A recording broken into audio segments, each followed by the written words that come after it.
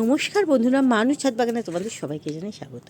আজ তোমাদের দেখাবো জবা গাছে কী পোকার আক্রমণ হয় আর তার সমাধান কিভাবে করতে হবে।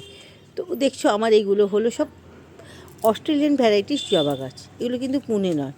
আর এই অস্ট্রেলিয়ান ভ্যারাইটিস জবা গাছ কিন্তু সারা বছর কিন্তু তোমাকে ফুল প্রোভাইড করবে।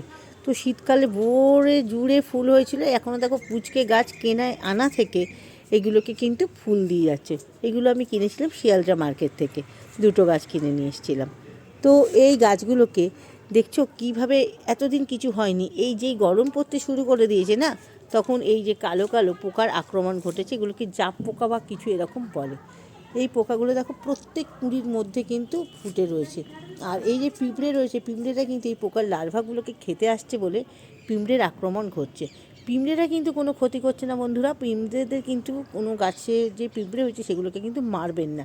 পিঁপড়েরা কিন্তু ওদের খাবার সঞ্চয় করতে এসছে, গাছের কোনো ক্ষতি কিন্তু করবে না। ওই গাছটাতে হয়েছে কিন্তু এই গাছটাতে এখনও ধরেনি, তবে এর থেকে ওকে ধরে নেবে এটা একদম নিশ্চিত। তো এই পোকার আক্রমণে কি করবে তুমি? এই যে প্রত্যেক দিন যে ফুল হয়ে যাচ্ছে, ফুলগুলো তো কেটে নিচ্ছিই আমরা, কিন্তু দেখো প্রত্যেক কুঁড়িতে হয়ে যাচ্ছে, এই থেকে ধীরে ধীরে কিন্তু গাছেও হয়ে যাবে।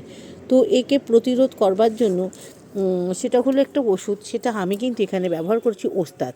তোমরা চাইলে কাকা, রোগার এইগুলো ব্যবহার করতে পারো। কিন্তু এগুলো হলো ক্রিপ্টোমেথিন গ্রুপের একটা ওষুধ। এটা কি করতে হবে না, 1 লিটার জলের সাথে 1 ml মিশিয়ে প্রত্যেক গাছে দিতে হবে। তো আমি এবারে আজকে কিন্তু এই ওষুধটা গাছে স্প্রে করব। এই কদিন আমার সময় হয়নি বা এই ঠান্ডার জন্য ছাদে উঠতেও পারিনি সেইভাবে সন্ধেবেলায়, সেই জন্য আমি দিতে পারিনি। তো এই গাছগুলোতে আজকে আমি কিন্তু এই ওষুধটা স্প্রে করব। তোমরাও চাইলে যে কোনো রকমের ওষুধ এরকম গ্রুপের কিন্তু দিতে পারো। এই দেখো ওষুধটার দেখো কম্পোজিশনটা কী আছে দেখে নাও। ধরো একটু জুম করি।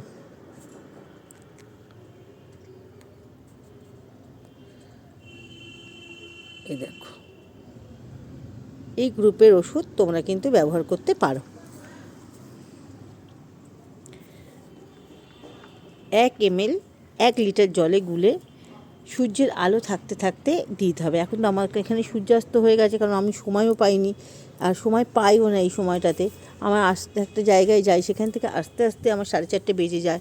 4:45 ছাদে উঠলেও তখন এই সূর্যের আলো থাকে, তখনই দেবো। আজকে একটু বেশি দেরি হয়ে গেছে, তো আজ না হলেও সকালবেলা আমি কিন্তু এইটাকে দিয়ে দেবো।